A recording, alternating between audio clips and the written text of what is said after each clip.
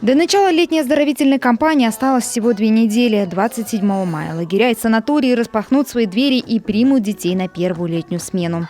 В этом году планируется открыть 470 организаций отдыха, 4 стационарных лагеря на территории Коми, 316 лагерей с дневным пребыванием, 148 лагерей труда и отдыха и 2 палаточных. Поедут дети и в Черноморскую Зорьку, в Анапу. Сейчас у нас идет проверка всех баз, и стационарных, и при образовательных организациях. 25 числа у нас пройдет межведомственная комиссия, где мы рассмотрим как раз нашу готовность. Готовность с точки зрения безопасности, антитеррористических всех требований, пожарной безопасности.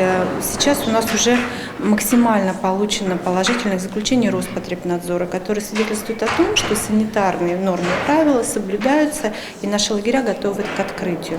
Только этим летом планируется оздоровить около 35 тысяч детей, а за весь год – 50. К слову, показатель ниже, чем годом ранее. За 23 год отдохнули более 60 тысяч детей. Цифру снижать нельзя, а потому стоит вопрос о выделении дополнительных 120 миллионов из республиканского бюджета на организацию детского отдыха. Хочу, уважаемые депутаты, заручиться вашей поддержкой, поскольку для того, чтобы нам выйти на цифры прошлого года, а я напомню, на слайде вы видели, это 61 тысяча детей было охвачено отдыхом и оздоровлением 2023 года, нам необходимо еще чуть более 120 миллионов рублей.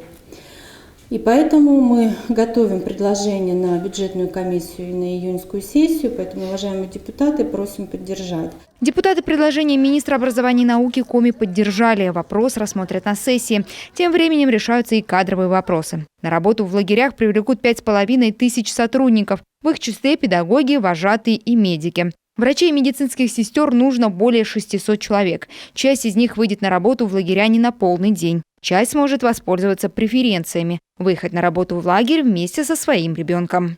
Дарья Балакжанина, Дмитрий Ведерников, телеканал Юрган.